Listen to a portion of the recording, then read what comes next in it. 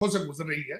आज कांग्रेस ने यहाँ पे भारत को S-400 लेने पे एग्जेम्पशन अप्रूव कर दी, सेनेट से भी अप्रूव होने वाली। एक आपके अंदर जो फैसला करने वाले हैं, जिस दिन वो फॉरेन मिनिस्टर पिक करें तो अपने सामने जयशंकर का रेज़्यूमे रख लें, का पोर्टफोलियो रख लें और उनको काउंटर करने के लिए कोई ऐसा बंदा दे। कितनी जबरदस्त खबर है, कितनी खुशी की खबर है, कितनी बड़ी खबर है इंडिया के लिए कि अमेरिका ने बोला कि हम आपको CAATSA यानी काटसा का जो सैंक्शन वेवर है आ रही हैं बहुत ज्यादा कि जनाब शायद सऊदी अरब जो है वो इसराइल को इंडिया के अंदर जो बड़े पैमाने पे इंटीग्रेटेड फूड पार्क्स जो हैं वो अमेरातीज और अमेरिकन और इजरायली जो हैं वो स्टैब्लिश कर रहे, तकरीबन $2 अरब की इन्वेस्टमेंट कर।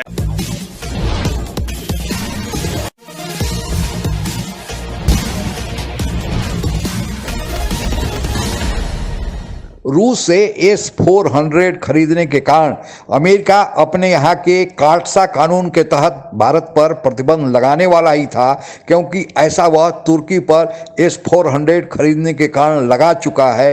लेकिन भारत की बढ़ती हुई ताकत और विदेश मंत्री एस जयशंकर के सफल कूटनीति के चलते वह प्रतिबंध लगाने से अब अमेरिका ने इनकार कर दिया है।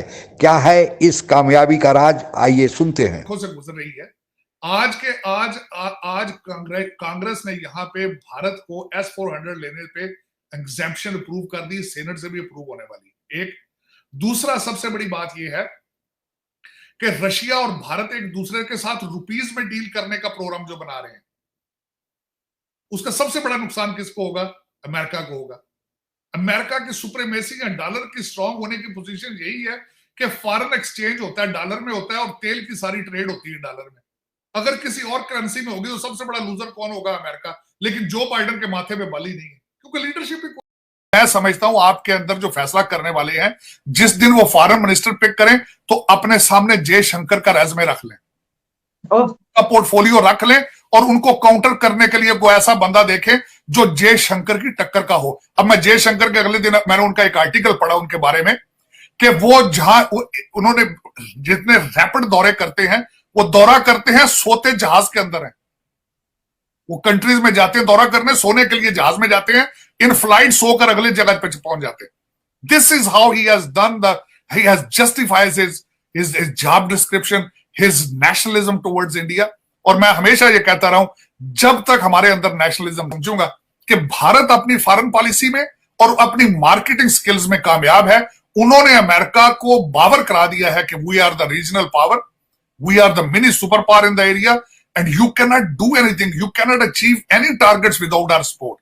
अब उसके साथ मजे की बात यह है उनकी खूबसूरती फॉरेन पॉलिसी की, ना सिर्फ वो एक तरफ चाइना की दुश्मनी बेच रहे हैं अमेरिका को, साथ रशिया के साथ भी रिलेशनशिप रखते हैं, S-400 सिस्टम भी ले लेते हैं। लेकिन इसमें अमेरिका इस वक्त बिल्कुल, पहले यहूदी लॉबी से ब्लैकमेल होता था, इस वक्त कंप्लीटली ब्लैकमेल हो रहा है बाय द इंडियन लॉबी।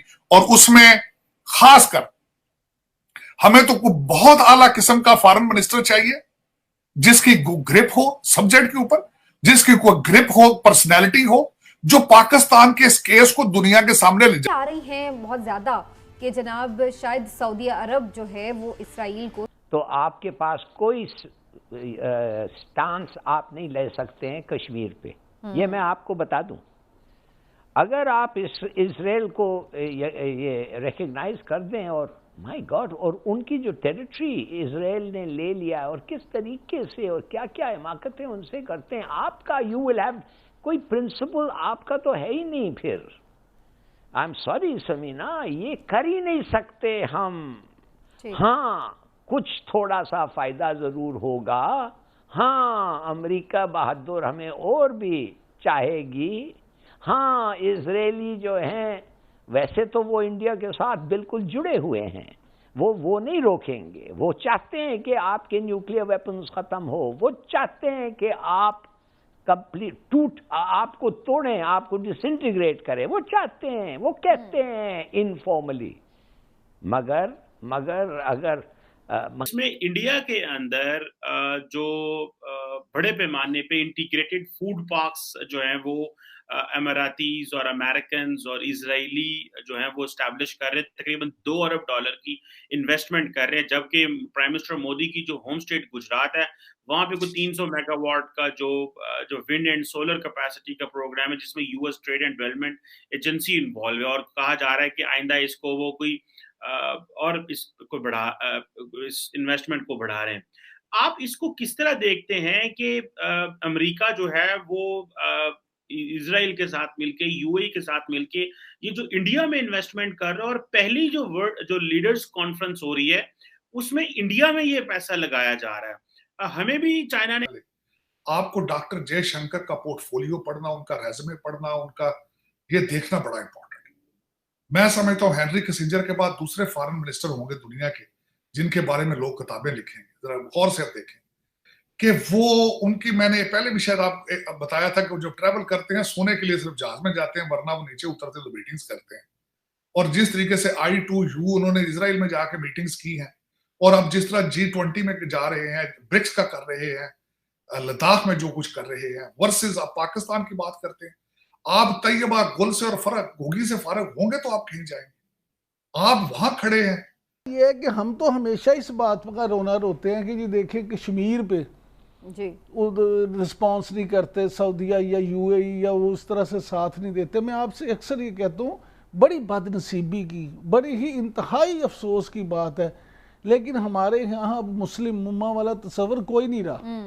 ये सिर्फ बातें किस्सा कहानियों में, किताबों में मिलती हैं। ठीक, ये मुल्क अपना अपना फायदा। काटसा यानी CAATSA countering America adversary through sanction act द्वारा अमेरिकन राष्ट्रपति को यह अधिकार दिया गया है कि वह दुश्मन देश से अगर कोई हथियार या कोई डिफेंस का डील करता है तो वह उस देश पर जो डील करता है अमेरिका के दुश्मन देश से, उस पर प्रतिबंध लगा दे। वह प्रतिबंध आर्थिक हो सकता है, सामरिक हो सकता है, या राजनयिक हो सकता है। भारत पर भी इसी प्रकार के प्रतिबंध लगाने की बात चल रही थी, क्योंकि भारत ने S-400 का डील रशिया से किया था, और रशिया को अमेरिका अपना दुश्मन देश समझता है। और आज की तारीख में जब रूस और यूक्रेन का युद्ध चल रहा है और जहां रशिया और अमेरिका आमने सामने हो, तो यह चर्चा बहुत गंभीरता से चल रही थी कि भारत पर भी वह प्रतिबंध लगाया जाएगा। और चूंकि तुर्की पर S-400 खरीदने के कारण अमेरिका प्रतिबंध लगा चुका है, तो यह बात और साबित हो रही थी कि भारत पर तो प्रतिबंध लगना ही लगना है। तुर्की अमेरिका का नाटो का देश है, यानी अमेरिका ने जो अपने एक सैनिक संगठन बनाया है नेटो, उसमें तुर्की शामिल है, यानी भारत से भी उसे ऊपर का दर्जा पहले से ही मिला हुआ है। तो ऐसी स्थिति में भारत पर तो प्रतिबंध लगाना लाजमी ही बनता था, लेकिन अमेरिका ने वह प्रतिबंध लगाने से इनकार कर दिया है। और इसके पीछे कारण क्या है? क्योंकि अमेरिका का मुख्य दुश्मन आज की तारीख में रूस नहीं है। चूंकि रूस यूक्रेन पर आक्रमण कर दिया, इसलिए रूस से अमेरिका की दुश्मनी बनी हुई है, लेकिन अमेरिका के सुपर पावर की कुर्सी को चीन चुनौती दे रहा है, इसलिए चीन पर नकेल कसना अमेरिका की जरूरत है। और यही कारण है कि भारत को लेकर क्वाड, I2E2 आदि, G7, G20 आदि संगठन जो बनाए जा रहे हैं, उसका मेन मकसद यही है कि चीन को कॉर्नर करना, चीन के आर्थिक प्रगति पर नकेल कसना। और अमेरिका को यह पता है कि बिना भारत के चीन पर नकेल अमेरिका नहीं कर सकता, और यही कारण है कि भारत के बढ़ती हुई ताकत और सफल कूटनीति के कारण अमेरिका को भी आज झुकना पड़ा है। और यह हमारे लिए बड़े गर्व की बात है। आज के लिए बस इतना ही। जय हिंद। आप अगर हमसे जुड़ा रहना चाहते हैं तो कृपया मेरे चैनल को सब्सक्राइब करें तथा बेल आइकन भी दबा दें, ताकि नई वीडियो की जानकारी तुरंत आप तक पहुंच जाए। धन्यवाद। जय हिंद।